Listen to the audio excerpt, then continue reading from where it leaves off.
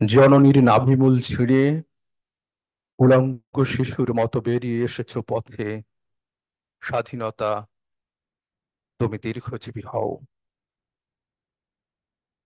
তোমার পরমায়ু বৃদ্ধি পাক আমার অস্তিত্বে, স্বপ্নে, প্রাত্যহিক বাহুর পেশিতে, জীবনের রাজপথে, মিছিলে মিছিলে। তুমি বেঁচে থাকো, তুমি দীর্ঘজীবী হও। সুধীমণ্ডলী, 26শে মার্চ মহান স্বাধীনতা ও জাতীয় দিবস 2024 উদযাপন উপলক্ষে আজ বাংলা একাডেমি আয়োজন করেছে দোয়া এবং আলোচনা অনুষ্ঠানের। আমরা আজকের এই অনুষ্ঠানে যারা আপনারা একাডেমির কবি শামসুর রহমান সেমিনার কক্ষে উপস্থিত আছেন, আপনাদের সকলকে, এবং সেই সঙ্গে যারা অনলাইনে আমাদের সঙ্গে যুক্ত আছেন এবং পরবর্তীকালে যুক্ত হবেন, আপনাদের সকলের প্রতি আমাদের শুভেচ্ছা, ধন্যবাদ। সুধীমণ্ডলী, আজকের এই অনুষ্ঠানে 26শে মার্চের শহীদদের মহান মুক্তিযুদ্ধের শহীদদের জন্য থাকবে দোয়া এবং পরবর্তীতে অনুষ্ঠিত হবে আলোচনা। আমাদের আজকের আলোচনা অনুষ্ঠানের সম্মানিত একক বক্তা, বাংলা একাডেমির সম্মানিত ফেলো, বিশিষ্ট লেখক, গবেষক, 21শে পদকপ্রাপ্ত সুধী, বরেণ্য বুদ্ধিজীবী, মুক্তিযুদ্ধ জাদুঘরের ট্রাস্টি জনাব মফিদুল হক। অনুষ্ঠানে স্বাগত ভাষণ দেবেন বাংলাদেশ সরকারের যুগ্ম সচিব, বাংলা একাডেমির সচিব জনাব মোহাম্মদ নায়েব আলী, এবং অনুষ্ঠানের সভাপতিত্ব করবেন দেশের বরণীয় কথাকার, বাংলাদেশ বাংলা একাডেমির সম্মাননীয় সভাপতি কথাসাহিত্যিক সেলিনা হোসেন। আমি এই পর্যায়ে আজকের অনুষ্ঠানের শ্রদ্ধাভাজন একক বক্তা, স্বাগত বক্তা, সভাপতি মহোদয়কে মঞ্চে এসে আসন গ্রহণ করার জন্য বিনীতভাবে অনুরোধ জানাচ্ছি।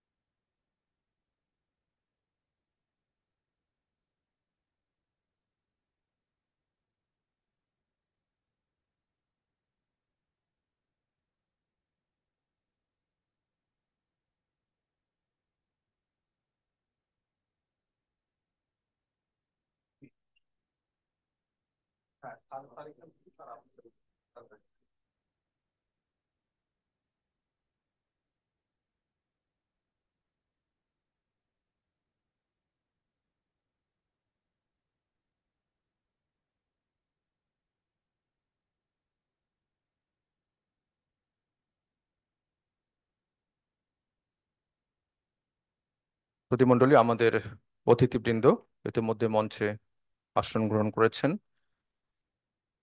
মহান মুক্তিযুদ্ধের যারা আত্ম উৎসর্গ করেছিলেন সেই সব শহীদদের স্মরণে আমরা এখন দাঁড়িয়ে 1 মিনিট নীরবতা পালন করব, আপনাদের প্রতি অনুরোধ জানাচ্ছি।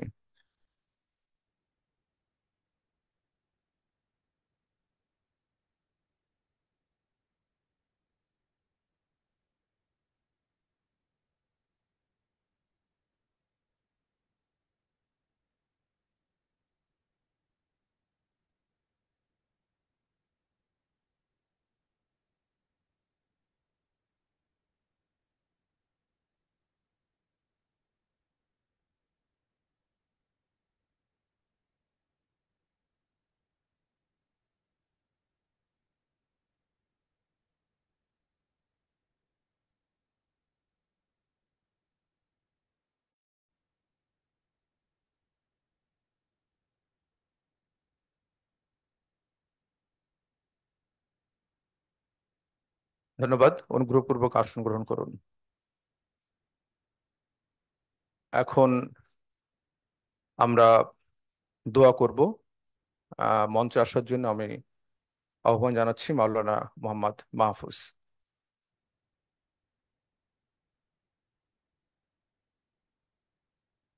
السلام عليكم ورحمة الله.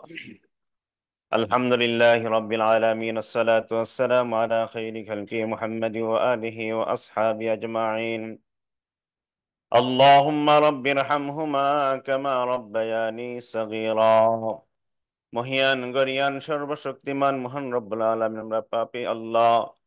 ইয়া রব্বুল আলামিন, জিনাদের মাধ্যমে আল্লাহ মহান স্বাধীনতা পেয়েছি মাওলা। আয় আল্লাহ, স্বাধীন রাষ্ট্র পেয়েছি মাওলা, স্বাধীন ভাষা পেয়েছি মাওলা। আয় আল্লাহ, ওনাদেরকে মাফ করে দেন। আয় আল্লাহ, ওনাদের রুহের মাগফিরাতের দোয়া দোয়া করছি মাওলা। আয় আল্লাহ, ওনাদেরকে তুমি ক্ষমা করে দেন। আয় আল্লাহ, ওনাদেরকে আপনি ক্ষমা করে দেন। আয় আল্লাহ, ওনাদেরকে আল্লাহ জান্নাতবাসী করে দেন। আয় আল্লাহ, ওনাদের কবর জান্নাতের বাগিচা বানিয়ে দেন। আয় আল্লাহ, মুক্তিযোদ্ধা যারা বেঁচে, বীর মুক্তিযোদ্ধা যারা বেঁচে আছে মাওলা, আয় আল্লাহ ইয়া রব্বুল আলামিন, ওনাদের হায়াত তয়্যিবা তুমি দান করেন। আয় আল্লাহ, ওনাদের জিন্দেগির মধ্যে বরকত তুমি দান করেন, সুস্থতা জিন্দেগি তুমি দান আল্লাহ দান করেন। আয় আল্লাহ ইয়া রব্বুল আলামিন, আয় আল্লাহ, আমরা হাত উত্তোলন করেছি মাওলা। আয় আল্লাহ, তুমি আমাদের সকলকে মাফ করে দেন। আয় আল্লাহ, তুমি আমাদের সকলে হায়াতের মধ্যে বরকত তুমি দান করেন। আয় আল্লাহ, জাতির পিতা বঙ্গবন্ধু শেখ মুজিবুর রহমান, আয় আল্লাহ ইয়া রব্বুল আলামিন, সপরিবারে আল্লাহ ইয়া রব্বুল আলামিন, রাষ্ট্রকে আল্লাহ স্বাধীন করেছেন, কিন্তু রাষ্ট্র আল্লাহ চালাইতে পারেনি বেশি। আয় আল্লাহ, ওনাকে তুমি মাফ করে দেন, ওনার পরিবার সকল সদস্য তুমি মাফ করে দেন। আয় আল্লাহ ইয়া রব্বুল আলামিন, যারা বেঁচে আছেন এক হায়াত দারাজ করেন, সুস্থ জিন্দেগি তুমি দান করেন। সুবহানা রাব্বিকা রাব্বিল ইজ্জাতি আম্মা ইয়াসিফুন ওয়া সালামুন আলাল মুরসালিন। সাল্লাল্লাহু আলাইহি ওয়া আলা আলিহি ওয়া আসহাবিহি ওয়া আহলি বাইতিহি ওয়ান নাসি আজমাইন। আমিন আমিন সুম্মা আমিন। الحمد لله رب العالمين، وجعل كلمتنا عند الموت لا إله إلا الله محمد رسول الله.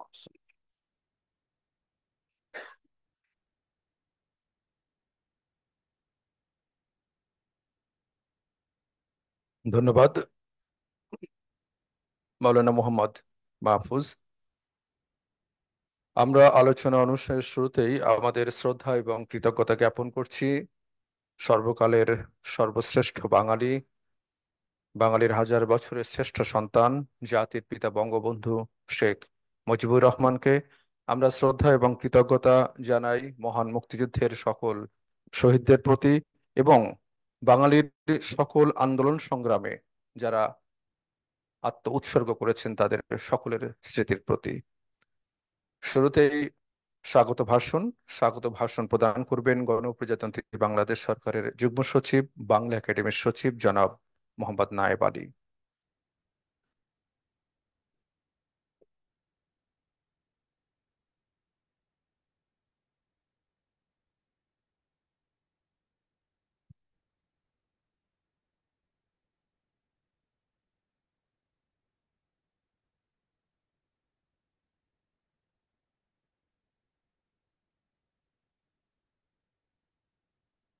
বিসমিল্লাহির রহমানির রহিম।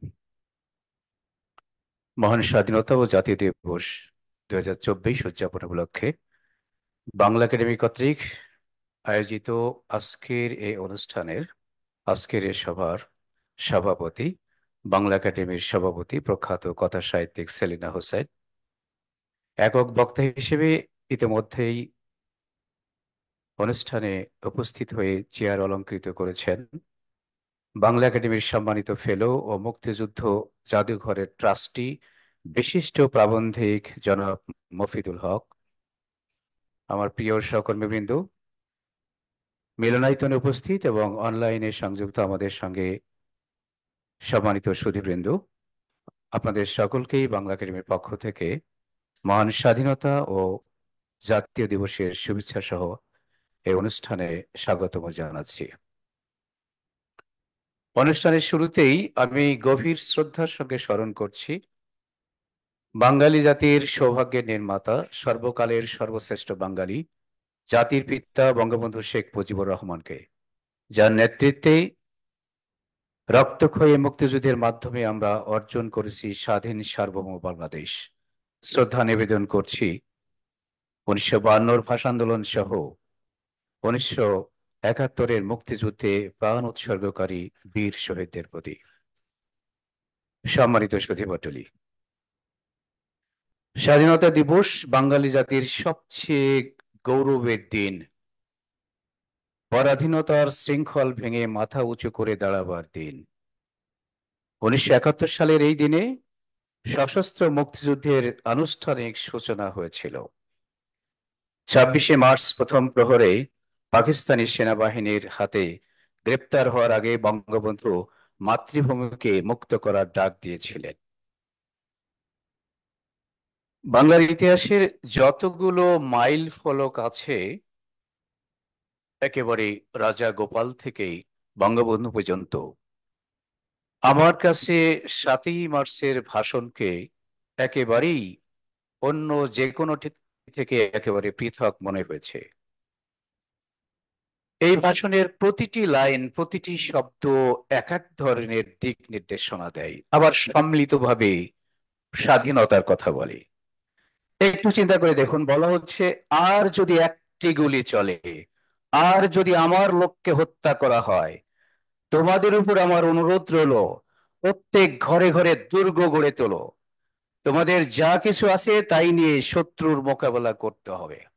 সম্মানিত সুধী, আজকে যখন এই বাংলাদেশে আমরা যখন কোনো একটি কাজ করার জন্য একটা সিদ্ধান্ত নিই, ধরুন দাপ্তরিক সিদ্ধান্ত, তখন না আমাদের সামনে আমরা অনেক কথা বলি, এই নেই ওই নেই ইত্যাদি ইত্যাদি।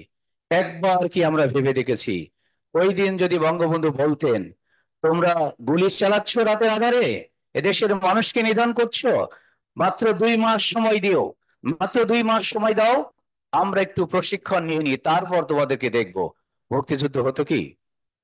হতো না। কখনো ভেবে দেখেছি এটা? তার অর্থ হচ্ছে আমি আপনাদের নির্দেশ চাচ্ছি ওই জায়গায়, যে কোনো বিষয়ে কোনো অভিযোগ নয়, সরকার বাহাদুর সিদ্ধান্ত নিয়েছে আমরা এদেশকে বিনির্মাণের জন্য মাননীয় প্রধানমন্ত্রীর হাতকে শক্তিশালী করবার জন্য আরেকটি যুদ্ধে ঝাঁপিয়ে পড়ব। আমি একেবারে 26শে মার্চের ভিতরে থাকতে চাচ্ছি না।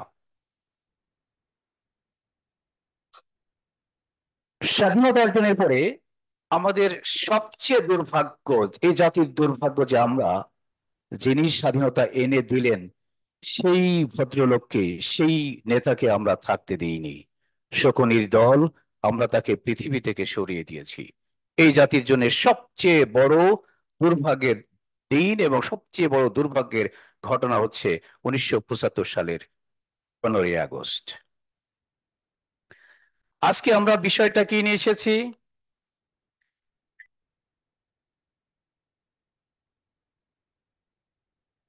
হ্যাঁ, দেশের ঐতিহাসিক নেতৃত্ব এবং দেশের উন্নয়ন। আপনি একটা জিনিস চিন্তা করুন, দেখুন আজকে আমরা যেখানেই হাত দিচ্ছি ওই জায়গাটি কি এইরকম যে বঙ্গবন্ধু সেখানে হাত দেয়নি? না।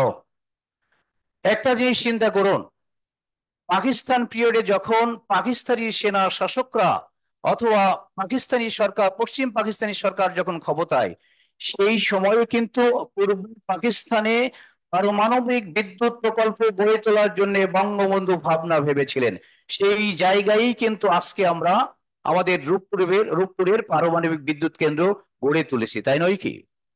আমার সৌভাগ্য হয়েছিল যে আমি যখন স্বরাষ্ট্র মন্ত্রণালয়ের কর্মকর্তা ছিলাম, তখন রূপপুর পারমাণবিক বিদ্যুৎ কেন্দ্রের PPS committee, physical protection system কমিটিতে সিকিউরিটি পয়েন্ট অফ ভিউ থেকে আমাকে স্বরাষ্ট্র মন্ত্রণালয় থেকে সেই কমিটি নিযুক্ত করা হয়েছিল।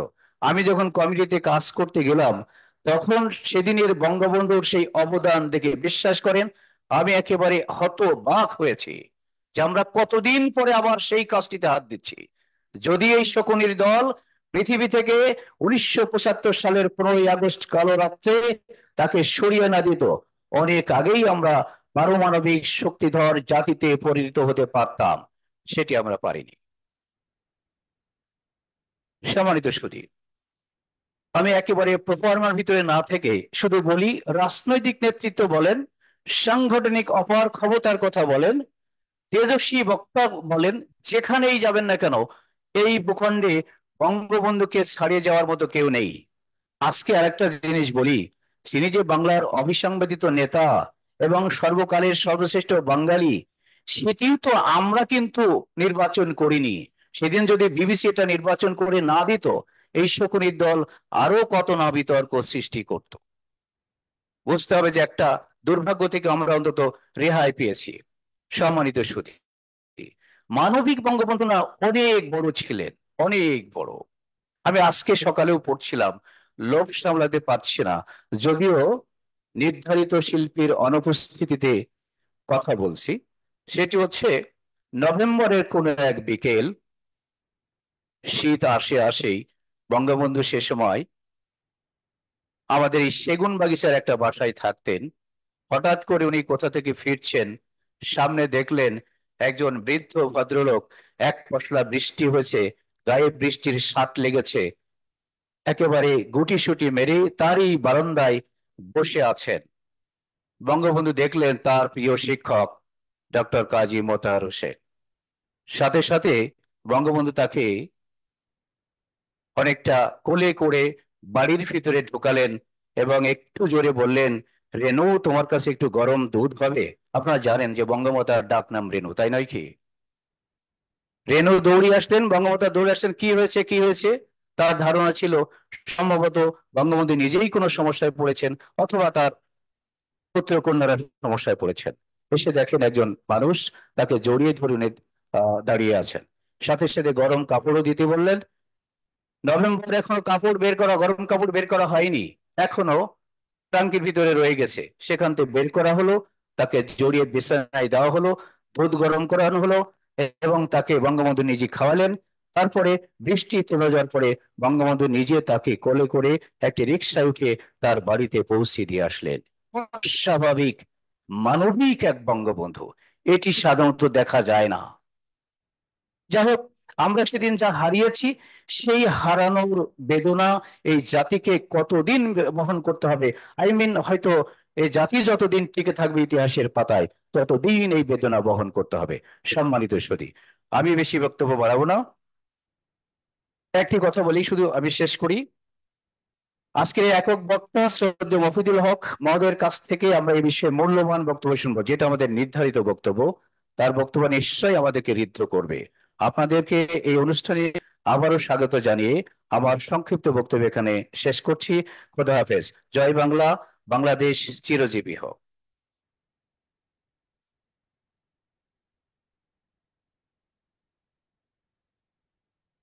ধন্যবাদ জনাব মোহাম্মদ নায়েব আলী মহোদয়, সচিব, বাংলা একাডেমি। সুধী মণ্ডলী, আপনারা ইতিমধ্যে জেনেছেন যে আমাদের আজকের একক বক্তৃতার বিষয় নির্ধারিত আছে জাতির পিতা বঙ্গবন্ধু শেখ মুজিবুর রহমানের ঐতিহাসিক নেতৃত্ব এবং দেশের উন্নয়ন। এই বিষয়ে আমরা এখন বক্তব্য শুনবো। আমাদের আজকের সম্মানিত একক বক্তা, স্বনামধন্য প্রকাশনা ব্যক্তিত্ব, গবেষক, প্রাবন্ধিক, অনুবাদক, বরেণ্য বুদ্ধিজীবী, 21 পদকপ্রাপ্ত সুধী, বাংলা একাডেমির সম্মানিত ফেলো ও মুক্তিযুদ্ধ জাদুঘরের সম্মানিত ট্রাস্টি জনাব মফিদুল হক। আমি মহোদয়কে বক্তব্য উপস্থাপনের জন্য সবিনয় অনুরোধ জানাচ্ছি।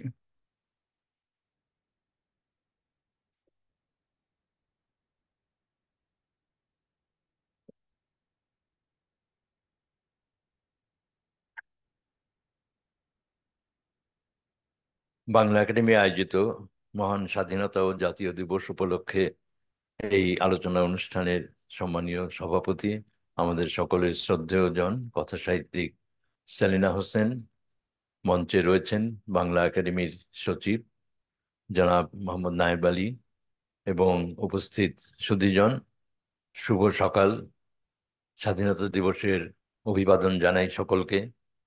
আর গতকাল আমরা উদযাপন করেছি এই 26শে মার্চ, সেই উদযাপনের ধারাবাহিকতাতেই আজকের আয়োজন। আর তার আগে 25শে মার্চ বাংলাদেশ পালন করেছে গণহত্যা দিবস, যেটা বাংলাদেশ এবং দেশের বাইরে বাংলাদেশ দূতাবাস বা আরো নানাভাবে পালিত হয়েছে। আমাদের ইতিহাসে বিষাদ ঘন দিন আর রবি করজ্জ্বল দিন পিঠাপিঠি জড়িয়ে আছে।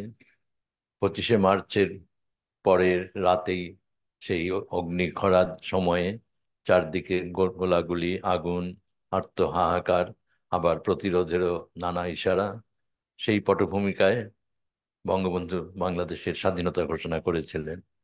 আর এই স্বাধীনতার 9 মাসের রক্তক্ষয়ী লড়াইয়ের পর 16ই ডিসেম্বর আমরা বিজয় অর্জন করেছিলাম। তারই প্রাক মুহূর্তে 14ই ডিসেম্বর শহীদ বুদ্ধিজীবী দিবস হিসাবে আমরা পালন করি। চরম নৃশংস ঘটনা এইখানে পাকিস্তানি বাহিনী ঘটিয়েছিল, যেটা 25শে মার্চ যার সূচনা হয়েছিল। 25শে মার্চে সারা দেশের বেসামরিক সাধারণ মানুষের উপর যেমন ঝাঁপিয়ে পড়েছিল, তেমনি বুদ্ধিজীবী নিধনেও তারা তারা নিয়োজিত হয়েছিল। তো এই বিপুল আত্মদান, রক্তক্ষয়, রক্ত সমুদ্র পেরিয়ে আমাদের স্বাধীনতা, আর এই স্বাধীনতার উদযাপনে আমরা প্রথমেই সশ্রদ্ধ চিত্তে স্মরণ করি সেই সব অগণিত জানা অজানা শহীদদের, যারা জীবন বিসর্জন দিয়েছেন দেশের মুক্তির জন্যে। স্মরণ করি এই মুক্তি আন্দোলনের দীর্ঘ আন্দোলন যিনি সংগঠিত করেছিলেন, জাতিকে ঐক্যবদ্ধ করেছিলেন, পথের দিশা দেখিয়েছিলেন এবং মুক্তির পথ পথ উন্মোচন করেছিলেন, জাতির জনক বঙ্গবন্ধু শেখ মুজিবুর রহমানকে। স্মরণ করি 4 জাতীয় নেতাকে, যারা এই মুক্তিযুদ্ধকালে অসাধারণ নেতৃত্ব দিয়ে বঙ্গবন্ধুর চেতনা এবং আদর্শকে বাস্তবে প্রতিদিনের সংগ্রামের মধ্য দিয়ে প্রয়োগ করে এই বিজয়ের জায়গায় আমরা সকলে মিলে পৌঁছে গিয়েছিলাম, সেই জাতীয় 4 নেতা। এবং সেই সঙ্গে পরম দুঃখের সঙ্গে স্মরণ করি যে স্বাধীনতার স্বল্পকাল পরই 1975 সালের আগস্টে বঙ্গবন্ধুকে সপরিবারে যে নৃশংস হত্যাকাণ্ড ঘটনা হয়েছিল এদেশের মাটিতে, এবং তার পরপর নভেম্বরে কারাগারের ভিতরে মুক্তিযুদ্ধের কাণ্ডারি 4 জাতীয় নেতাকে যেভাবে হত্যা করা হয়েছে, এই বর্বরচিত নৃশংসতার তুলনা পৃথিবীর ইতিহাসে বিরল। ফলে আমাদের অর্জনগুলোর সঙ্গে অনেক রক্তপাত, অনেক ত্যাগ, অনেক আত্মদান জড়িয়ে আছে। আর সকলকে আমরা নিবিড়ভাবে স্মরণ করি।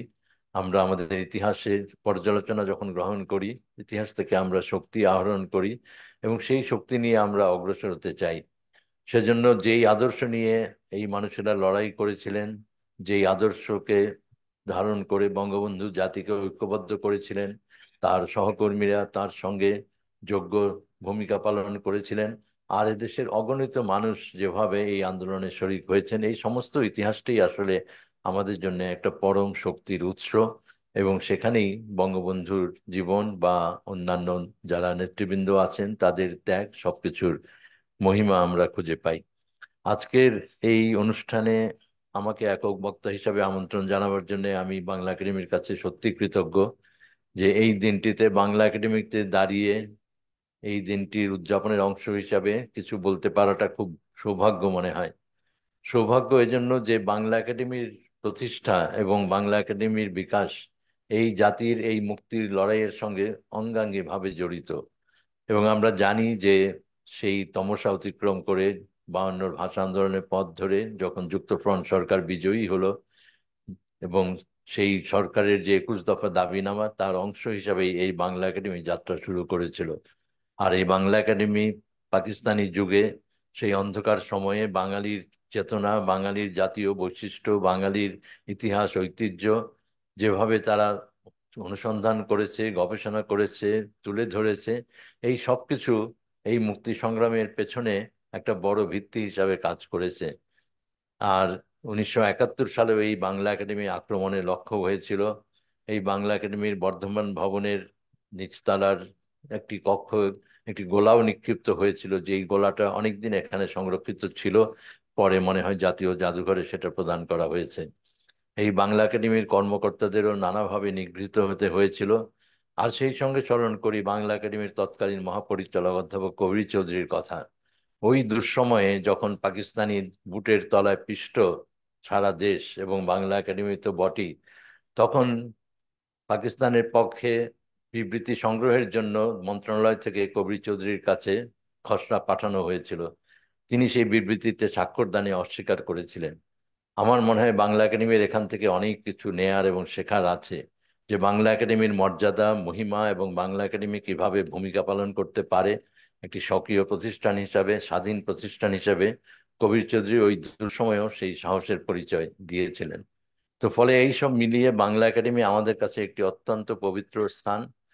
জাতির ইতিহাসের সঙ্গে নিরিখে আমরা পবিত্র বলছি, আর ধর্মের নিরিখে এটা সকল মানুষের অধিকার। এখানে এটা একটি অসাম্প্রদায়িক প্রতিষ্ঠান। আমার মনে হয় যে বাংলা একাডেমির কর্মকাণ্ডেও আমরা এই ইতিহাস, ঐতিহ্য এবং বাংলা একাডেমির সক্রিয়তা এবং বৈশিষ্ট্য, সেটা আমরা স্মরণে রাখবো।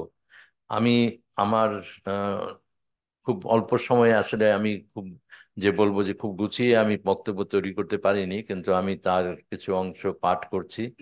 আর আহ, আমি একটু ক্ষমা চেয়ে নিচ্ছি, হয়তো আপনাদের কাছে মনে হতে পারে যে এটা একটা পূর্ণাঙ্গ, খুব সুশৃঙ্খল হয়তো অনেক ক্ষেত্রে হয়নি, কিন্তু আমি আমার এই যথাসাধ্য চেষ্টা নিয়েছি।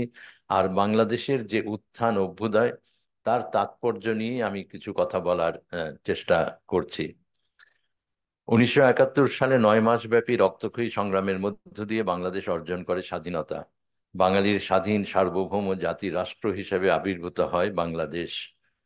1947 সালে ভারত ভাগ হয়ে জন্ম নেয় পাকিস্তান। ভারতের মুসলমানদের এক জাতি হিসেবে চিহ্নিত করে তাদের জন্য পৃথক আবাসভূমি হিসেবে প্রতিষ্ঠিত রাষ্ট্র। পাকিস্তান প্রতিষ্ঠার আদর্শ ছিল দ্বিজাতি তত্ত্ব, একটি চরম সাম্প্রদায়িক একটি ধারণা। অর্থাৎ ভারতের মুসলমানরা ভারতীয় নয়, বা তারা বিভিন্ন জাতিসত্তার নয়, তারা পাঞ্জাবি নয়, তারা বাঙালি নয়, তারা সিন্ধি নয়, তারা স্বয়ং নিজস্ব এক জাতি। হিন্দুদের থেকেও তারা আলাদা, এবং ভারতের হিন্দুরা এক জাতি, মুসলমানরা আরেক জাতি। এই ছিল দ্বিজাতি তত্ত্বের ভিত্তি। যদিও ভারতের হিন্দুরা তখন নিজেদের জাতি হিসাবে কল্পনা কিংবা দাবি করেনি। আজকে যদিও আমরা দেখছি যে ভারতে আবার এই হিন্দুত্ববাদী যে উত্থান, সেই ধর্মভিত্তিক জাতীয়তার আরেকটি আমরা প্রকাশ সেখানে দেখছি। তলিয়ে দেখলে ধর্মভিত্তিক এই জাতীয়তা ধোপে মোটেই টেকার নয়। ইসলাম পৃথিবীর এক প্রধান ধর্ম। এই ধর্মের মানুষ নানা দেশে নানা জাতীয়তায় ছড়িয়ে আছে। জাতি পরিচয়ে বিভিন্নতা বিপুল, ভৌগোলিকভাবেও তেমনি। ভাষা, বর্ণ, গোত্র বিপুল ফারাক মেলে ধরে। ধর্মের ছায়াতলে তারা একত্র হয়, সবার স্বকীয়তা ও বিশিষ্টতা বজায় রেখে। এখানেই ধর্মসত্তার মাহাত্ম্য, জাতিসত্তারও। সেক্ষেত্রে ধর্মের রাজনীতিকরণ তৈরি করে জটিলতা, সহজ সম্প্রীতিকে কঠোর বিভাজনে পরিণত করে, যা ঘটেছিল পাকিস্তান প্রতিষ্ঠার আন্দোলনে। মুসলিম জাতি হিসেবে কল্পিত জাতীয়তাবাদের ভিত্তিতে জন্ম নিল নতুন এক রাষ্ট্র, যা সর্বনাগরিকের সম অধিকারের ভিত্তিতে রাষ্ট্র গঠনের ধারণার সম্পূর্ণ বিরোধী। দ্বিজাতি তত্ত্বের রাষ্ট্রের জনক হিসাবে অভিহিত মোহাম্মদ আলী জিন্নাহ এই বাস্তবতা ভালোভাবেই উপলব্ধি করেছিলেন। আর তাই নতুন রাষ্ট্রের সংবিধান পরিষদে উদ্বোধনী ভাষণে তিনি বলেছিলেন যে আজ থেকে এই রাষ্ট্রে কেউ মুসলমান বা হিন্দু বা খ্রিস্টান থাকবে না, সবাই হয়ে উঠবে পাকিস্তানি। ধর্ম হবে যার যার, ঐক্যসূত্র হবে পাকিস্তানি পরিচয়। অর্থাৎ পাকিস্তানের নাগরিকের রাষ্ট্র পরিচয় মুখ্য, ধর্ম পরিচয় রাষ্ট্রের কাছে গৌণ। এটা রাষ্ট্র সম্পর্কে স্বাভাবিক যে ধারণা বা জ্ঞান, এবং জিন্নাহ ব্যারিস্টার হিসেবে তো সে সম্পর্কে ভালোভাবে অবহিত ছিলেন। কিন্তু তিনি রাজনীতি, ধর্মের যে রাজনীতির ব্যবহার, সেইখানে তিনি যেই পথ নিয়েছিলেন, যখন রাষ্ট্র গঠিত হলো তখন তিনি তার যে অসারতা সেটাও তিনি উপলব্ধি করেছিলেন। তবে পাকিস্তান তো সেই পথে এগোয়নি। দ্বিজাতি তত্ত্বের সাম্প্রদায়িক উন্মাদনায় ভৌগোলিকভাবে দুই পৃথক অংশ নিয়ে গড়া হলো একক রাষ্ট্র। হাজার মাইল ব্যবধানের দুই অংশের মধ্যে ফারাক কেবল ভৌগোলিক ছিল না, ভাষা, জাতিসত্তা, ইতিহাস, ঐতিহ্য, আচার রীতি, পোশাক, আহার্য, উৎসব, পার্বণ সবই আলাদা। তার চেয়ে বড় কথা, পূর্ব প্রদেশের এই বাঙালিরাই পাকিস্তানে সংখ্যাগরিষ্ঠ। অথচ দেশের রাজধানী পশ্চিমে, করাচিতে ক্ষমতার কেন্দ্র, এবং সেখানে সরকারি সব সিদ্ধান্ত গ্রহণে পাঞ্জাবি ও ভারত থেকে আগত মহাজেরদের প্রাধান্য। রাষ্ট্র যদি পরিচালিত হয় গণতান্ত্রিকভাবে, তবে বাঙালির আধিপত্য প্রতিষ্ঠা পাবে সংখ্যাগরিষ্ঠতার কারণে, যদিও বাঙালিরা শুরু থেকেই অনেক ছাড় দিয়ে চলেছিল। কিন্তু পশ্চিমী শাসক গোষ্ঠী তাদের আধিপত্য পাকাপোক্ত করার আয়োজনই লেগেছিল। খোদ জিন্নাই হলেন এর উদ্গাতা। ধর্মের দোহাই দিয়ে বাঙালির ভাষার অধিকার অস্বীকার করা হলো, চাপিয়ে দেয়া হলো উর্দুকে। পাকিস্তান কার্যত ক্রমে ক্রমে পরিণত হলো ঔপনিবেশিক রাষ্ট্রে, পূর্বের উপর পশ্চিমী শাসন শোষণে। এই অন্যায় ঔপনিবেশিক রাষ্ট্র কাঠামো ভেঙে বাঙালির জাতিরাষ্ট্র প্রতিষ্ঠা সহজ ছিল না। অন্যদিকে বাঙালির অধিকার প্রতিষ্ঠার কোনো বিকল্পও ছিল না। 1947 থেকে 1971 পর্যন্ত দীর্ঘ অভিযাত্রা বাঙালির গর্বের ইতিহাস। বঙ্গবন্ধু শেখ মুজিবুর রহমানের নেতৃত্বে বাঙালি এই অসাধ্য সাধন করেছিল। দ্বিজাতি তত্ত্বের সাম্প্রদায়িক ঔপনিবেশিক ধর্মভিত্তিক সামরিক কর্তৃত্ববাদী শাসন শোষণের নিগড় ভেঙে অসাম্প্রদায়িক গণতান্ত্রিক জাতিরাষ্ট্র প্রতিষ্ঠা বাঙালির ঐতিহাসিক বিজয়।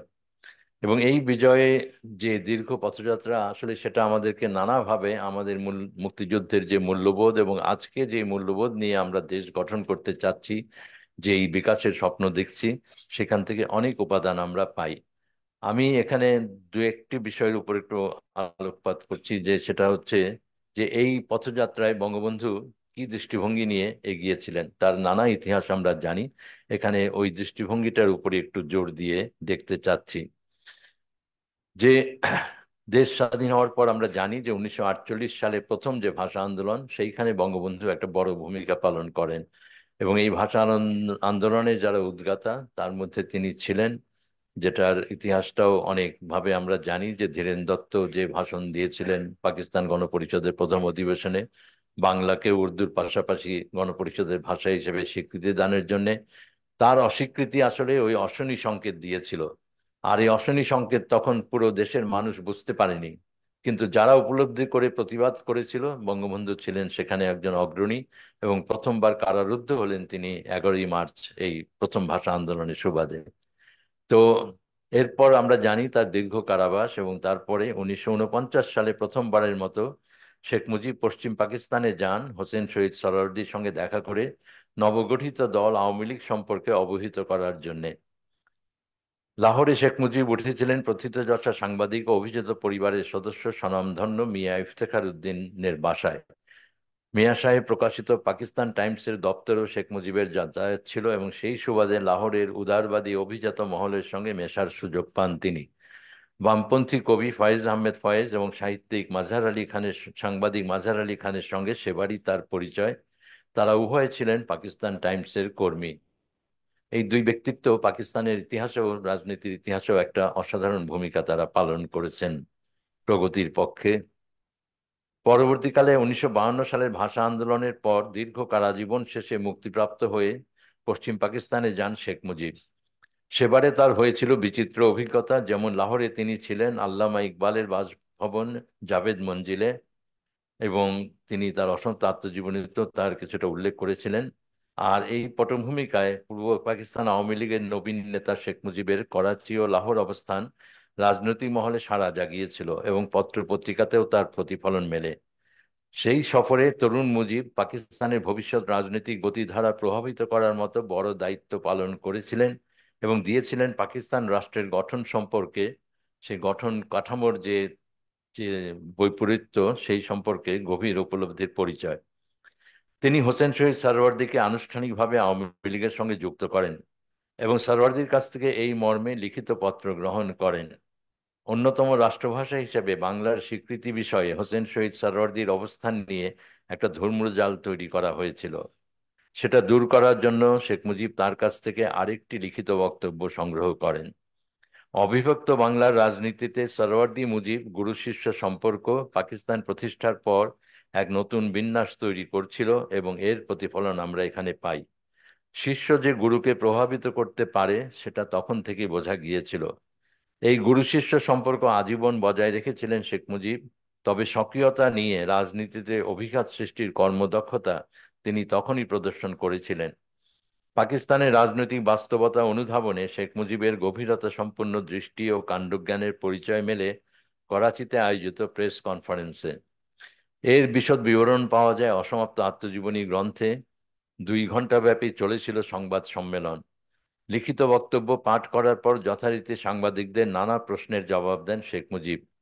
তার বক্তব্যের একাংশ বিশেষ মনোযোগ ও বিশ্লেষণ দাবি করে। স্মৃতিকথায় তিনি লিখেছেন, উদ্ধৃতি, সাহিত্য শাসনের দাবি সম্বন্ধে প্রশ্ন করা হয়েছিল। আমি তাদের পাকিস্তানের ভৌগোলিক অবস্থান চিন্তা করতে অনুরোধ করেছিলাম। উদ্ধৃতি শেষ।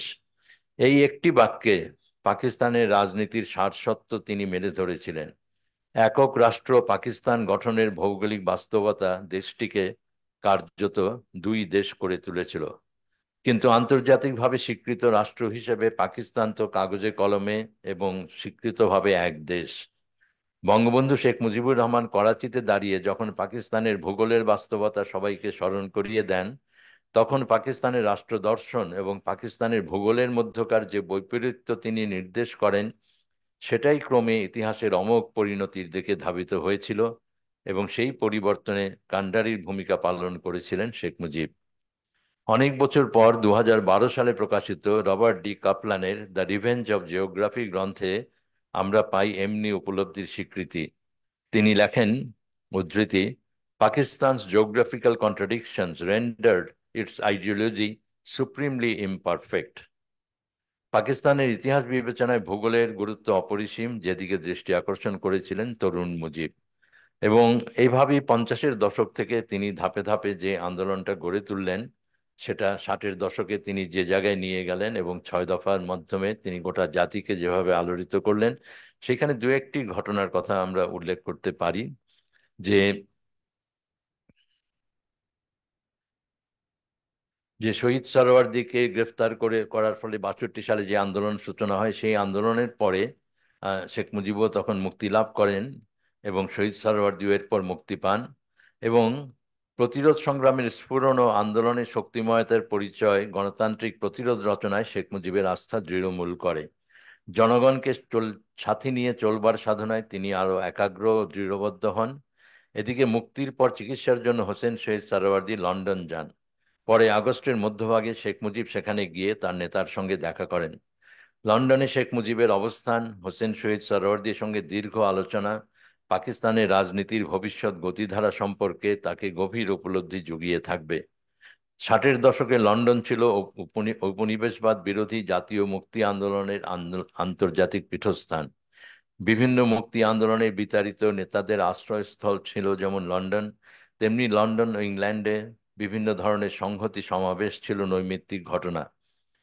2 সপ্তাহকাল লন্ডনে ছিলেন শেখ মুজিব। লন্ডন থেকে ফিরে এনডিএফ বা সর্বদলীয় প্ল্যাটফর্মে আন্দোলন পরিচালনার পাশাপাশি রাজনৈতিক দল হিসাবে আওয়ামী লীগের পুনরুজ্জীবনের প্রতি পক্ষপাত প্রকাশ করেন শেখ মুজিব। তখন আইবের বিরুদ্ধে যে ঐক্যফ্রন্ট গড়ে তোলা হয়েছিল, এনডিএফ, ন্যাশনাল ডেমোক্রেটিক ফ্রন্ট, এবং সেই ফ্রন্টের সিদ্ধান্ত ছিল যে রাজনৈতিক দলগুলো এখনই গঠন করা হবে না, সকলে একত্রে আন্দোলন করবেন এবং গণতন্ত্র প্রতিষ্ঠার মাধ্যমেই রাজনৈতিক দলগুলো আবির্ভূত হবে। কিন্তু শেখ মুজিব এটা চিন্তা করেছিলেন খুব নিবিড়ভাবেই যে ফ্রন্টের মধ্যে থাকলে রাজনৈতিক শক্তিটাকে সংহত করা যাবে না, সেই জন্য তিনি রাজনৈতিক দল পুনরুজ্জীবনের পক্ষপাতী ছিলেন। তিনি অভিমত ব্যক্ত করেন, ভবিষ্যৎ রাজনীতির বিষয়ে গভীরভাবে চিন্তা করতে হবে। এরই প্রকাশ আমরা দেখি জাতীয় গণতান্ত্রিক ফ্রন্টের অন্যতম নেতা বা বিলুপ্ত বা নিষিদ্ধ ঘোষিত আওয়ামী লীগের সাধারণ সম্পাদক শেখ মুজিবুর রহমান কর্তৃক 20 অক্টোবর 1963 তার বাসভবনে আয়োজিত সাংবাদিক সম্মেলনে, যেখানে তিনি বলেন, উদ্ধৃতি, পরিস্থিতির নিদারুণ পরিণতিতে আজ আমরা বিশ্বাস করিতে বাধ্য হইতেছি যে পূর্ব পাকিস্তান একটি উপনিবেশে পরিণত হইয়াছে এবং এই ঔপনিবেশিক শৃঙ্খল হইতে মুক্ত হইতে আমাদের অবিরাম সংগ্রাম করিয়া যাইতে হইবে।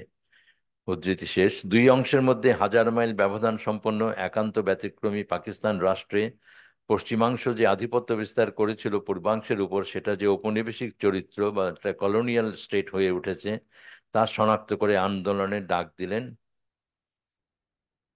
শেখ মুজিব। পূর্ব বাংলার বাঙালিদের জাতীয় চেতনা নিয়ে জাগরণ ব্যতীত ঔপনিবেশিকতা বিরোধী আন্দোলন সফল হতে পারে না। তাই একদিকে শেখ মুজিব ঔপনিবেশিক শোষণের স্বরূপ মেলে ধরার উপর গুরুত্ব আরোপ করেন, অপরদিকে জাতীয় অধিকারের দাবি জোরের সঙ্গে মেলে ধরেন। এই সময়ের আরেকটি সংবাদ সম্মেলনে আজাদ পত্রিকায় প্রকাশিত রিপোর্টে দেখা যায় তিনি বলছেন, উদ্ধৃতি, ঔপনিবেশিকতার বেড়াজাল হইতে পরিত্রাণ লাভের জন্য আন্দোলন শুরু করার প্রশ্নে তিনি বলেন যে ইহার অর্থ এই নয় যে আমরা পশ্চিম পাকিস্তান হইতে বিচ্ছিন্ন হইতে চাই। আমরা আমাদের আমাদের ন্যায্য অংশ, ন্যায্য বিচার চাই। 56% পূর্ব পাকিস্তানকে দিতে হবে। এই ন্যায্য বলতে তিনি প্যারিটির কথা বলেননি, যেটা সরওয়ার্দী এক সময় বলেছিলেন। তিনি বলেছিলেন আমাদের সংখ্যাগরিষ্ঠতা এবং সেই অনুযায়ী আমাদের ভাগ দিতে হবে। দেশের 56% মানুষের বাস পূর্ব পাকিস্তানে, সুতরাং জাতীয় সম্পদের 56% পূর্ব পাকিস্তানকে দিতে হইবে। কেন্দ্রীয় সরকারের প্রতিটি ক্ষেত্রে পূর্ব পাকিস্তানকে 56% অংশ দিতে হবে। উদ্ধৃতি শেষ। এবং আমরা জানি যে 1963 সালের ডিসেম্বরে দেশে ফেরার পথে হোসেন শহীদ সোহরাওয়ার্দীর মৃত্যুর পর বৈরুতে তিনি 6 দফা তুলে ধরেন এবং শেখ মুজিবুর রহমান 6 দফা তুলে ধরেছিলেন পূর্ব পাকিস্তানের জনগণের বাঁচার দাবি হিসেবে। সর্ব পাকিস্তান রাজনীতি বা কর্মসূচি নিয়ে তিনি ভাবিত হননি। যদি আমরা বিবেচনায় নেই 6 দফার চিন্তাগত ভিত্তি, তবে দেখা যাবে এখানে প্রতিফলিত হয়েছে right of the Nations for self determination, অর্থাৎ জাতিসমূহের আত্মনিয়ন্ত্রণের অধিকারের নীতি, যেই নীতি জাতিসংঘ দ্বারা স্বীকৃত হয়েছিল। সেই ভিত্তিতে ফেডারেল পাকিস্তানের অন্তর্ভুক্ত পূর্বাংশ নিজস্বভাবে রাষ্ট্রের কোন কোন কর্মকাণ্ড কিভাবে পরিচালনা করবে তা 6 দফায় বিবৃত হয়েছে। এবং এই 6 দফা আসলে দফাগুলো তো ছিল অনেকগুলো, বলা যায় যে প্রশাসনিক সিদ্ধান্তের কথা, দেশের সম্পদ কিভাবে বন্টন হবে, কিভাবে পূর্ব বাংলার সম্পদ পূর্ব বাংলায় থাকবে, তার নীতিমালা কি হবে, অর্থনৈতিক নীতিমালা কি হবে, প্রয়োজনে 2 মুদ্রা প্রবর্তন করতে হবে, সামরিক বাহিনীর ক্ষেত্রেও সেটা কিভাবে ঘটবে, নৌবাহিনীর কেন্দ্র চট্টগ্রামে হতে হবে, পূর্ব বাংলায় মিলিশিয়া গঠনের অধিকার দিতে হবে ইত্যাদি। কিন্তু মূল বাণী যেটা জনগণের কাছে পৌঁছেছিল যে বাঙালি বাংলা শাসন করবে, এবং এই 6 দফাই গোটা জাতিকে ঐক্যবদ্ধ করে যেই জায়গায় নিয়ে গিয়েছিল তার প্রতিফলন আমরা দেখি যে 1970 সালে নির্বাচন এবং তার পরবর্তী ঘটনাধারা। পাকিস্তানি রাষ্ট্রসত্তা এবং এর ঔপনিবেশিক চারিত্র্য ছিন্ন ভিন্ন করে আবির্ভূত হয় গণপ্রজাতন্ত্রী বাংলাদেশ। এই রাষ্ট্রের প্রতিষ্ঠা আন্তর্জাতিক আইনের নিরিখে বিচ্ছিন্নবাদ নয়, বরং জাতিসমূহের আত্মনিয়ন্ত্রণের অধিকারের স্বীকৃতি প্রকাশ করে। পাকিস্তান একদিকে ছিল জাতিসংঘের সদস্যভুক্ত স্বাধীন রাষ্ট্র, অন্যদিকে বাস্তব বিচারে এই রাষ্ট্র রূপ নিয়েছিল কলোনিয়াল স্টেটের। পাকিস্তানের এই বাস্তবতার আন্তর্জাতিক স্বীকৃতি লাভের কোনো বিধিবিধান ছিল না, কিন্তু নিপীড়িত জাতির মুক্তির অধিকার এবং প্রধানত জনগোষ্ঠীর আত্মনিয়ন্ত্রণ লাভ জাতিসংঘের আওতায় 1962 সালে এবং পরে 1970 সালে সাধারণ পরিষদের সর্বসম্মত সিদ্ধান্তে অর্জন করেছিল অনুমোদন। সেই জটিল আন্তর্জাতিক বিন্যাসে বাংলাদেশ রাষ্ট্রের অভ্যুদয় সম্ভব করে তুলেছিল বঙ্গবন্ধু শেখ মুজিবুর রহমানের নেতৃত্ব। এক্ষেত্রে 1970 সালের নির্বাচন বিশেষ গুরুত্ববহ। বাঙালির আত্মনিয়ন্ত্রণ অধিকারের পক্ষে চূড়ান্ত রায় জনগণের সার্বভৌম আকাঙ্ক্ষার যে প্রকাশ ঘটিয়েছিল তা বাংলাদেশ সংগ্রামকে বিচ্ছিন্নতাবাদী তকমা থেকে মুক্ত হয়ে আত্মনিয়ন্ত্রণ অধিকারের কাতারভুক্ত হওয়ার পথ খুলে দিয়েছিল। বাংলাদেশের মুক্তি সংগ্রামের এই সম্ভাবনার দুয়ার উন্মুক্ত করেছিলেন বঙ্গবন্ধু তার রাজনৈতিক প্রজ্ঞা, দূরদর্শিতা ও উপলব্ধি দ্বারা। এখানেই আমরা দেখি আন্তর্জাতিক পটভূমিকায় তার নেতৃত্বের তাৎপর্য। তিনি আন্তর্জাতিক রাষ্ট্র ব্যবস্থায় ঘটালেন দিক পরিবর্তন। উপনিবেশবাদের জের ঘুচিয়ে বিশ্ব মানচিত্রে স্বাধীন রাষ্ট্রসমূহের উদ্ভব যেসব জটিলতা আক্রান্ত ছিল, সেই অসঙ্গতি দূর করতে মানচিত্র নতুনভাবে বিন্যাসের প্রয়োজন ছিল। সর্বক্ষেত্রে তা বাস্তবসম্মত না হলেও কোনো কোনো ক্ষেত্রে হয়ে উঠেছিল একান্ত জরুরি। বাংলাদেশ ছিল পাকিস্তান আমলে এমন এক ঐতিহাসিক বিভ্রান্তি যা মোচন করল বঙ্গবন্ধুর নেতৃত্ব। এই প্রথম বিশ্ব সমাজ উপলব্ধি করল কোনো রাষ্ট্রভুক্ত জনগণেরও জাতীয় আত্মনিয়ন্ত্রণ অধিকারের সংগ্রামকে ঢালাওভাবে বিচ্ছিন্নতাবাদ আখ্যা দেয়া যায় না। প্রয়োজন আন্তর্জাতিক বিধিবিধান ও আইনের আলোকে বাস্তবতার নিবিড় বিশ্লেষণ ও সেই মতো নীতি নির্ধারণ। তাই আমরা দেখি 80-র দশকের পর সমাজতান্ত্রিক বিশ্ব ব্যবস্থার ভাঙন পরবর্তীকালে বিশ্ব মানচিত্রে অনেক স্বাধীন দেশের অভ্যুদয়, যা বিচ্ছিন্নতাবাদ হিসেবে আখ্যায়িত হয়নি, বরং জাতির আত্মনিয়ন্ত্রণ অধিকার হিসেবে স্বীকৃত হয়েছে। এই পরিবর্তনের প্রথম উদ্গাতা বাংলাদেশ। তবে বিপুল রক্তদানের মাধ্যমে বাংলাদেশকে আদায় করতে হয়েছে তার স্বাধীনতার স্বীকৃতি। বঙ্গবন্ধু শেখ মুজিবুর রহমানের নেতৃত্বের তাৎপর্য সম্পর্কে ফরাসি মুক্তি সংগ্রামী, লেখক, বুদ্ধিজীবী, স্পেনের প্রজাতান্ত্রিক সংগ্রামের যোদ্ধা, ফ্রান্সের প্রাক্তন সংস্কৃতি মন্ত্রী আন্দ্রে ম্যালোর এর উক্তি দিয়ে আলোচনায় উক্তি আমরা এখানে দিতে পারি।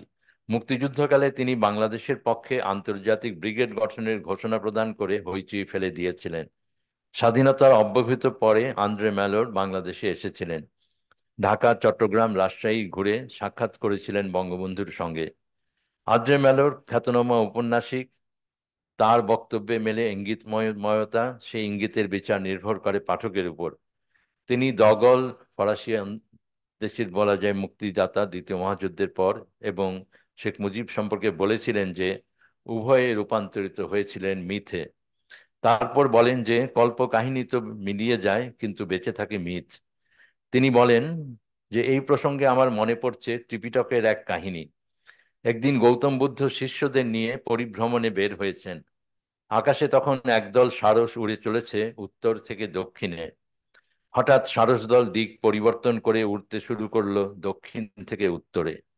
শিষ্যরা তাকিয়ে দেখেন গৌতম বুদ্ধের সর্বশরীর জ্বলজ্বল করছে, অর্থাৎ তিনি মোক্ষ লাভ বা নির্বাণ লাভ করেছেন। পৌরাণিক কালে সারসের দলে গতি পরিবর্তনের সঙ্গে 20 শতকে ইতিহাসের গতিধারা পাল্টে দেওয়ার মুহূর্ত ছিল, আদ্রে ম্যালোর যেভাবে বলেছেন, বাংলাদেশের অভ্যুদয়কাল। সেই ঐতিহাসিক ক্ষণে জ্বলজ্বল করে উদ্ভাসিত হয়েছিলেন বঙ্গবন্ধু এবং তার দেশ বাংলাদেশ।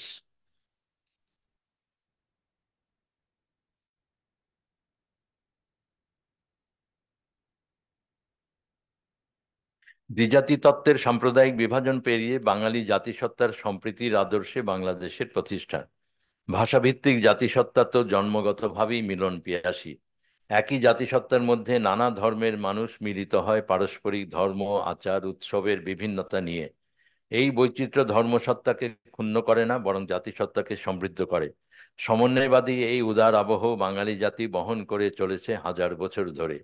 নানা উত্থান পতনের মধ্য দিয়ে চলে অবশেষে বাঙালির এই জাতিরাষ্ট্র প্রতিষ্ঠা পায় 1971 সালে বিপুল আত্মদানের বিনিময়ে। বিগত 50 বছরে দুনিয়া জুড়ে কত ব্যাপক পরিবর্তন আমরা প্রত্যক্ষ করেছি। 90-এর দশকের গোড়ায় রাতারাতি ধসে গেল সমাজতান্ত্রিক বিশ্ব ব্যবস্থা। তার স্থলে পুঁজিবাদী বাজার ব্যবস্থা বিশ্বজনীন আধিপত্য বিস্তার করেছে।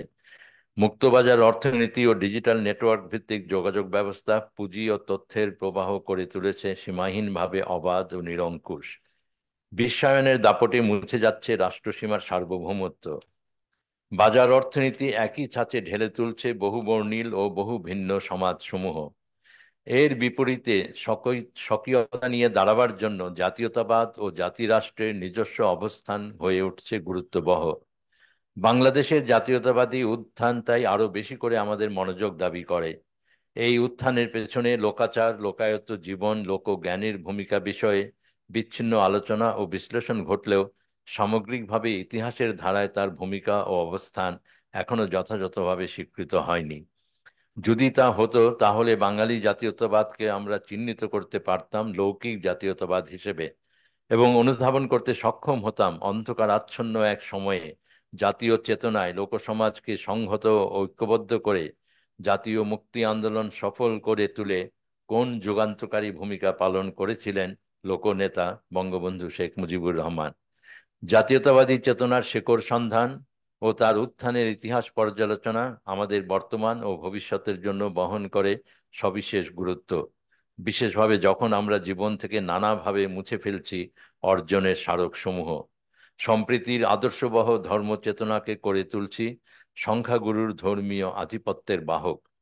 প্রাচ্যের ঐতিহ্যবাহী সমাজ শক্তি হীনবল করে পাশ্চাত্যের রাষ্ট্র কাঠামো জোরদার করে চলছি। একই সঙ্গে জঙ্গি ও হিংসাশ্রয়ী ইসলামের প্রসার ও পাশ্চাত্যের শক্তি মদমত্ত প্রতিক্রিয়ায় সভ্যতার পরিকীর্ণ ধ্বংসস্তূপের মধ্যে বাংলাদেশের জাতীয়তাবাদী জাগরণের কাহিনী আমাদেরকে অনেক কথা বলছে। ইতিহাসের সেই মর্মবাণী যারা উদ্ধার করবেন, কান পেতে রইব অনাগত কালের ওইসব বিশ্লেষকদের জন্য।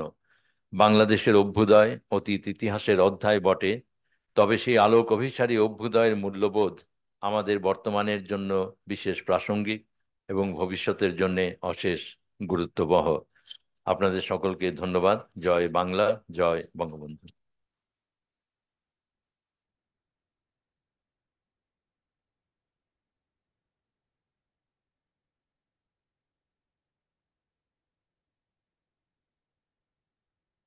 মহান স্বাধীনতা ও জাতীয় দিবস উপলক্ষে আয়োজিত আলোচনা অনুষ্ঠানে সুধীমণ্ডলী, আমরা এতক্ষণ একক বক্তৃতা শুনলাম বাঙালি জাতিসত্তা, মুক্তিযুদ্ধ, বাংলাদেশ, বাঙালি সংস্কৃতি, ইতিহাস, ঐতিহ্যের কীর্তিমান গবেষক জনাব মফিদুল হক মহোদয়ের কাছ থেকে। সুধীমণ্ডলী, আমরা এখন সভাপতি মহোদয়ের কাছ থেকে তার মূল্যবান বক্তব্য শুনবো। আপনারা জানেন আমাদের আজকের অনুষ্ঠানের সভাপতিত্ব করছেন বরেণ্য কথা সাহিত্যিক, বাংলা একাডেমির সম্মাননীয় সভাপতি, শ্রদ্ধাভাজন কথা সাহিত্যিক সেলিনা হোসেন। আমি সভাপতি মহোদয়কে বক্তব্য প্রদানের জন্য অনুরোধ জানাচ্ছি।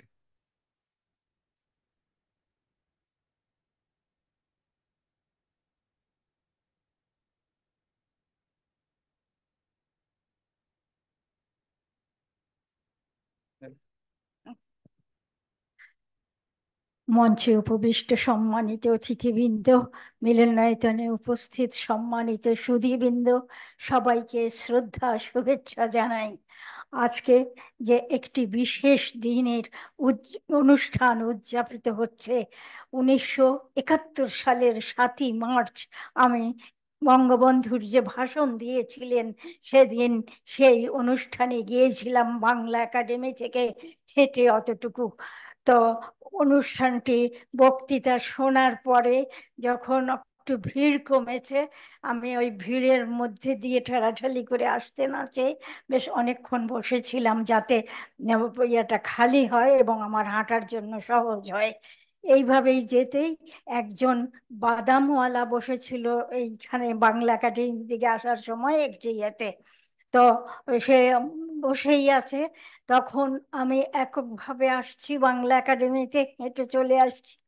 সে লোকটি তাড়াতাড়ি এসে আমাকে বলল, আপা একটু বাদাম কেনেন, আমার বাসায় পয়সা নাই, আমার একটু পয়সা লাগবে। কেউ কিনতে পারে নাই, কেউ কিনলো না, সবাই চলে গেছে। তো আমি বললাম, আচ্ছা ঠিক আছে একটু দেন। সে যখন এই আবেদন করেছে, আমি একটু তার যতটুকু চেয়েছে ওইটুকু টাকা দিয়ে আমি বাদামটা কিনলাম। তখন সে আমাকে বলল যে এই ভাবে বাদাম কেনাটা স্বাধীনতার জন্য ঠিক আছে, আমি স্বাধীনতা করব। আমি বললাম যে যে স্বাধীনতার জন্য যদি যুদ্ধ হয়, আপনি কি যুদ্ধ করবেন? বলে হ্যাঁ অবশ্যই যুদ্ধ করব। তারপরে একটু পরে সে বলল, আপনি আমি তাকে বললাম, বঙ্গবন্ধুর ভাষণ শুনেছেন না? খুব ভালো লেগেছে না? বলে হ্যাঁ ভালো খুব লেগেছে, কারণ মুইছা গেছে, মুইছা গেছে পূর্ব পাকিস্তান। আমি লোকটির এই কথা শুনে, যে মুইছা গেছে, মুইছা গেছে পূর্ব পাকিস্তান, বঙ্গবন্ধু তার ভাষণে পূর্ব পাকিস্তান বলেননি, সব সময় বাংলা, বাংলাদেশ উচ্চারণ করেছেন। এবং লোকটি এইভাবে এইটা গ্রহণ করেছে শুনে আমার খুব ভাল লেগেছে। তখন আমি তাকে বললাম, স্বাধীনতার জন্য যুদ্ধ হলে যুদ্ধ করবেন? বলে হ করুম, করুম না কেন, যুদ্ধ কইরা দেশ স্বাধীন করুম। এইভাবে একজন লোকের সঙ্গে কথা বলে আমি বাংলা একাডেমিতে ফিরে এসেছি। এবং আমার মনে হয়েছে, এই যে মুইছা গেছে, মুইছা গেছে পূর্ব পাকিস্তান, বঙ্গবন্ধু এই সব পূর্ব পাকিস্তান উচ্চারণ করেননি, বাংলাদেশ উচ্চারণ করেছেন তার ভাষণে। সুতরাং এই ভাষণটি শোনার পরে এই একটি সাধারণ লোক যে বাদাম বিক্রেতা করে, সেই বাদাম বিক্রেতা একজন যে নিরক্ষর সাধারণ মানুষ, এটা আমার মনে হয়েছিল। কিন্তু তার উপলব্ধি আমাকে খুব আকৃষ্ট করেছিল, এবং আমি মনে করেছিলাম মুইছা গেছে, মুইছা গেছে পূর্ব পাকিস্তান। এই কথাটি সে যেভাবে ধারণ করেছে এবং যুদ্ধ শুরু হলে করবে বলে যে প্রেরণা নিয়েছে, সেটাও আমার কাছে একটা বড় জায়গা মনে হয়েছিল। আমি সব বাংলা ওখান থেকে হেঁটে বাংলা একাডেমিতে চলে আসি। আমি 1970 সালের 2 জুলাই বাংলা একাডেমিতে যোগদান করি। তার আগে ইন্টারভিউ দিয়েছি, 2-3বার ইন্টারভিউ দিয়ে আমার চাকরিটা হয়েছে। এবং 1970 সালের 2 জুলাই আমি এইভাবে করেছি। এবং 71 সালের 7ই মার্চ ওই এখান থেকে হেঁটে আমি একা আমার মতো করে শুনতে গেছি, এবং অন্যরা যারা পুরুষ মানুষ ছিলেন তারা তাদের মতো সবাই মিলে একসঙ্গে গিয়ে ওই ভিড়ের মধ্যে মধ্যে সবাই বসেছেন, আমি সেই জায়গাগুলো ধারণ না করে মেয়েদের জন্য একটা আলাদা জায়গা করা ছিল, আমি সেখানে গিয়ে ঢুকে বসেছিলাম। এইভাবে বঙ্গবন্ধুর স্বাধীনতার জন্য যে স্পৃহা, তিনি সমস্ত জনগণকে যেভাবে উদযাপিত করলেন।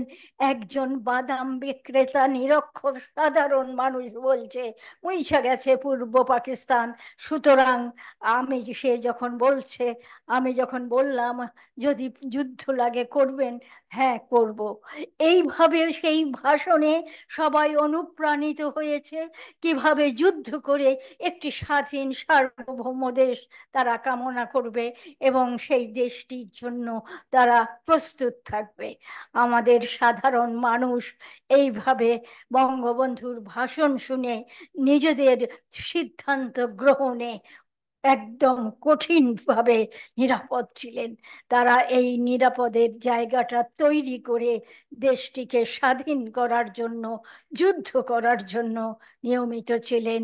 এবং আমার হাজবেন্ড ছিল আনোয়ার হোসেন খান, সে নিজেও যুদ্ধ করেছে 9 নম্বর সেক্টরে।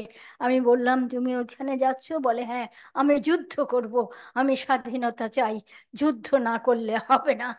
এবং এইভাবে আমি অনেকজনকে দেখেছি যুদ্ধ করতে এবং তারা কেউ কখনো কোনোভাবে আহত হননি এবং আবার জায়গা মতো ফিরে আসতে পেরেছেন। এটাও ছিল তাদের জন্য একটি বড় জায়গা। আমি এইভাবে দেখেছি যে স্বাধীনতার স্বপ্ন নিয়ে, স্বাধীনতার জন্য যুদ্ধ করার জায়গা নিয়ে, সবকিছু নিয়ে তারা যে চিন্তাগুলো করেছে, তার জন্য তাদেরকে কোনো মানে অনৈতিক কিছু করতে হয়নি। যে কাজগুলো করলে তাদের হয়তো মৃত্যু হতো অথবা অন্য কোনোভাবে আহত হতে পারতো, কিন্তু তার কোনো কিছুই হয়নি।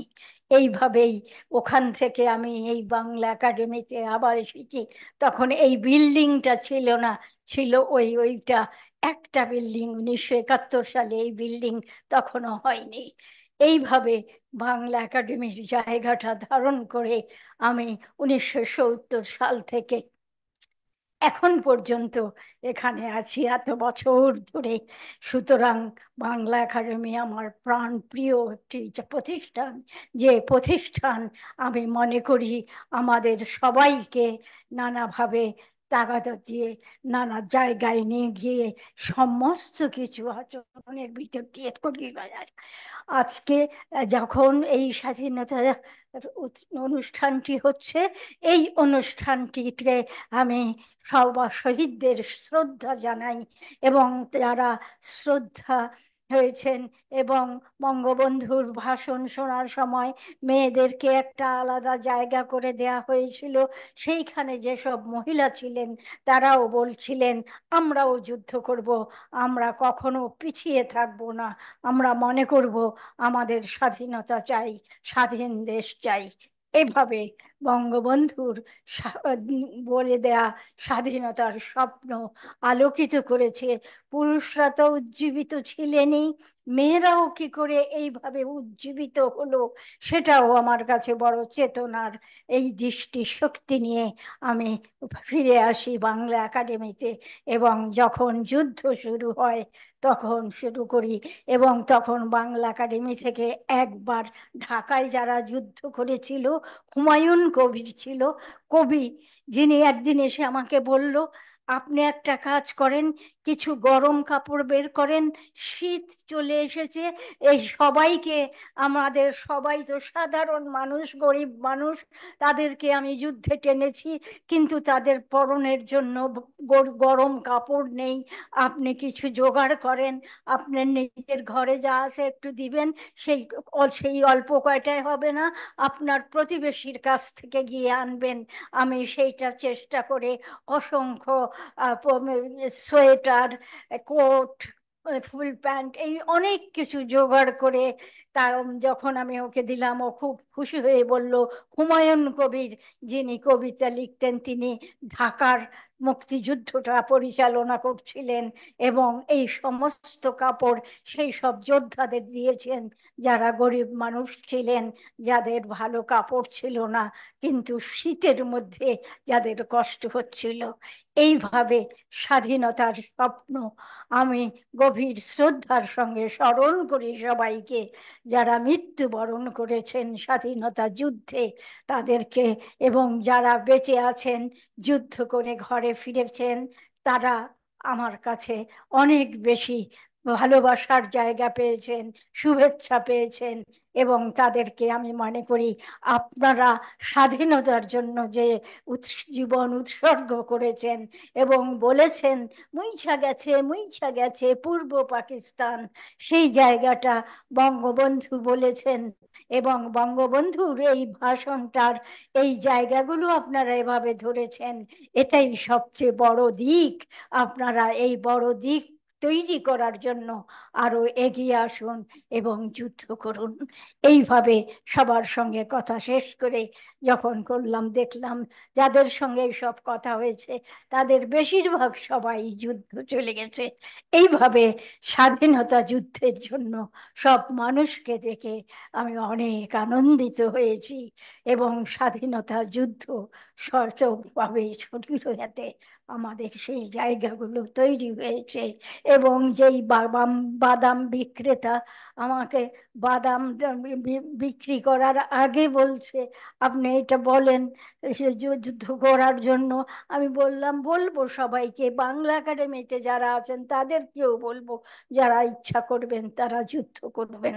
এইভাবে স্বাধীনতার নানা কিছু স্বপ্নের মতো জোগাড় হয়ে আছে। ধন্যবাদ সবাইকে।